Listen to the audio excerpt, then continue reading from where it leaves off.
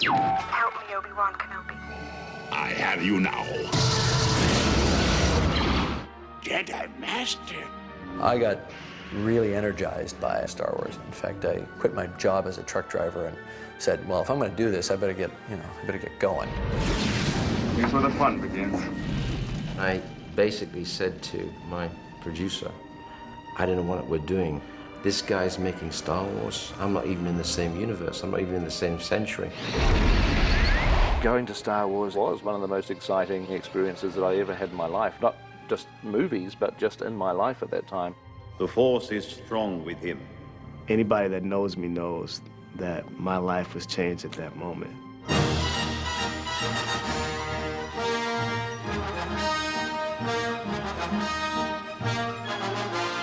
For a generation of film fans, the release of Star Wars was an event of epic proportions. First time I saw Star Wars was opening day at the Grauman's Chinese Theater.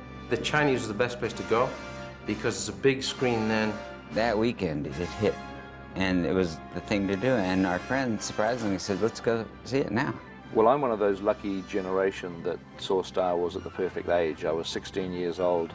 I was a 9-year-old little boy living in South Central LA. I believe I was 14 years old, and I took the bus into Hollywood. And it was jam-packed.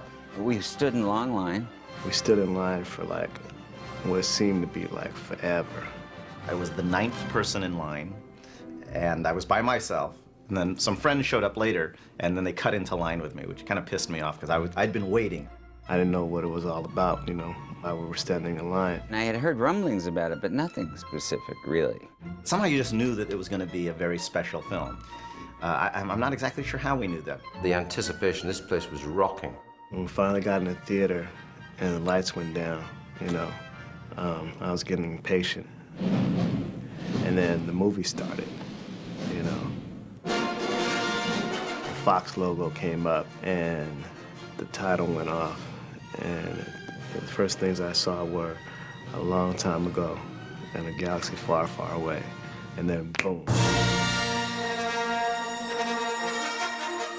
When that crawl came up, that was a surprise. And you could just feel the excitement of the crowd. And then the first scene comes in, and the rebel ship goes by.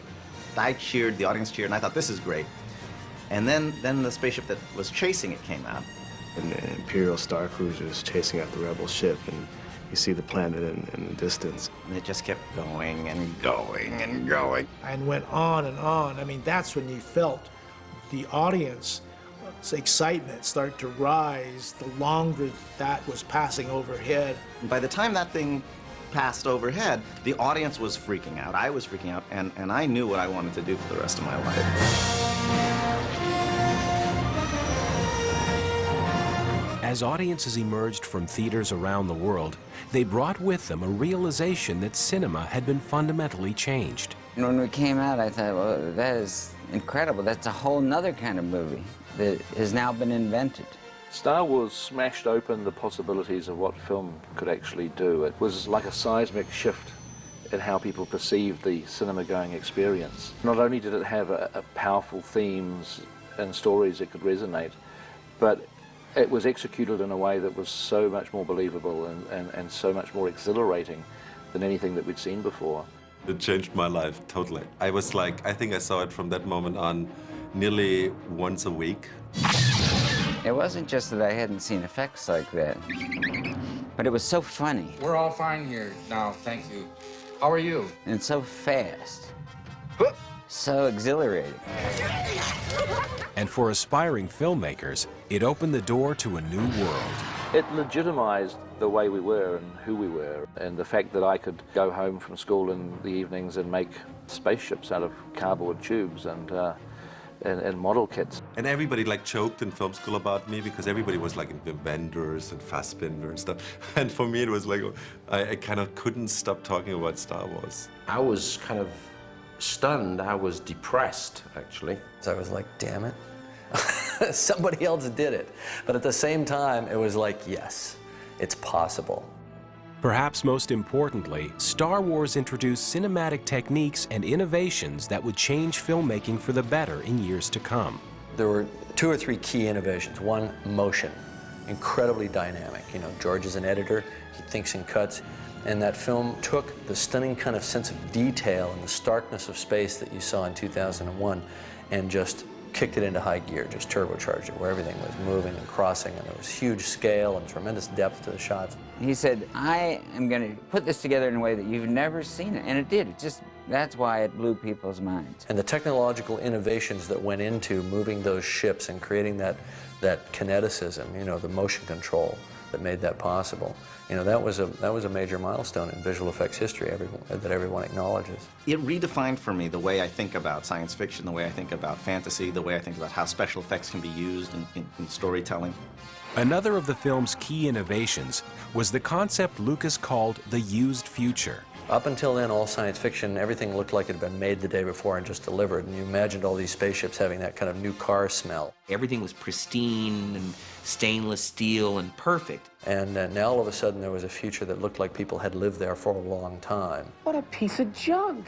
She may not look like much, but she's got it where it counts, kid. It was the first time I'd ever seen science fiction or fantasy presented in that way, that everything was beaten up and dirty and oily and greasy and grimy, and you just believed in it.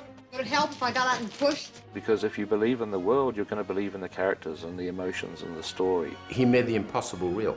And within the context of that fantasy, he said people still have to wash behind their ears at night. There was a textural reality to it, and that was breathtaking. No one had seen that before. And that was another wonderful touch. Influenced me when I did Alien. I thought I'd better push it a bit further and make them like truck drivers. It certainly affected us. I mean, Lord of the Rings has an ethos which is very much based on that of Star Wars, which is make the world believable, have everything a bit dirty, have everything a little bit run down and worn down, because that realism is just the first building block towards creating a connection with the characters. The company George Lucas founded to make the special effects for Star Wars created a new standard for realism in visual effects. ILM was spawned out of Star Wars, and Star Wars was such a huge earthquake in the visual effects business. A big part of it is the miniatures were so detailed. You know, we just weren't used to seeing that. He would create a whole new idea of what can be built and where it exists and what is the relationship in size between a ship and that space. I'd read in the magazines that the Star Wars effects guy had taken bits of plastic model kits and glued them on to provide some of that detail on the surface of the spaceships. There were more innovations to come.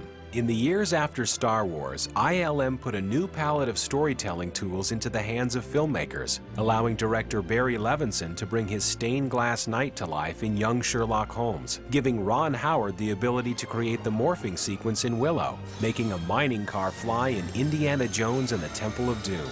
There are so many ways in which ILM has moved the ball downfield and really kind of set the bar higher for all the other companies as well. Bud?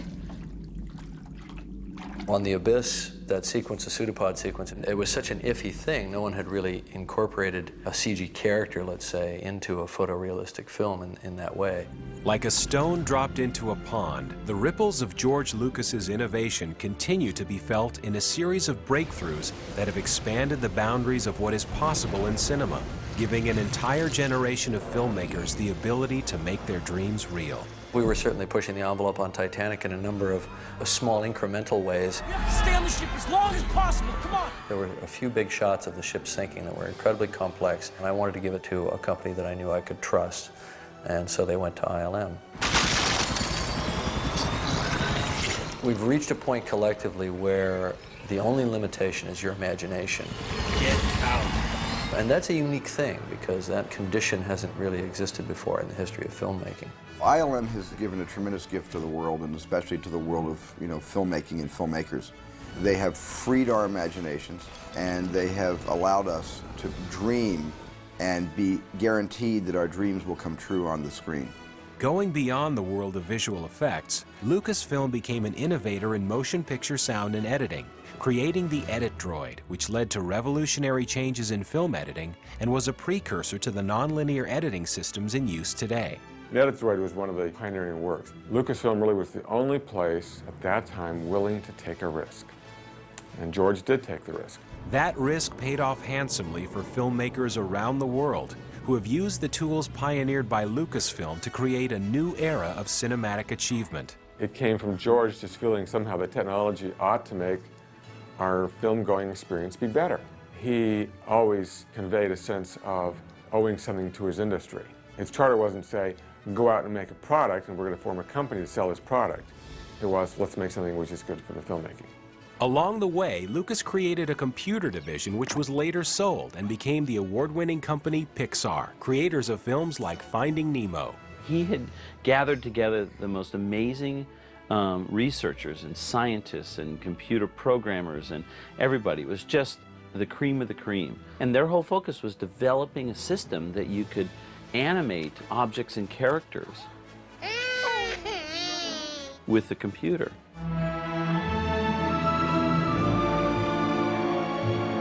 Just as Star Wars is the story of freedom from enslavement, it's remarkable in the way that George Lucas was able to not be enslaved to studios following Star Wars. And that spirit of independence and the value of independence has allowed the technology of film to move forward because of all the investments that George Lucas has made in digital sound and digital editing and digital photography and digital effects. And all of us who are making films today are benefiting from that. Armed with revolutionary digital tools, today's filmmakers continue to push the medium forward. Yet none of them can forget the film that opened the door, pointing the way to their cinematic future. Star Wars is really what inspired me to want to make the kind of films that we've pursued. Turned me around 180 degrees as to what I felt I ought to be doing. And what's interesting is that the next film I made was Alien. It actually gave me a big sort of kick up the backside to get going as a filmmaker. I think when Star Wars would come out this year, but nobody knew about it, and it would be exactly the same film, it would be the biggest hit of all time. It was the perfect film to inspire a sense of wonder and a sense of enthusiasm about being a filmmaker. I told you I'd make it someday. May the Force be with you.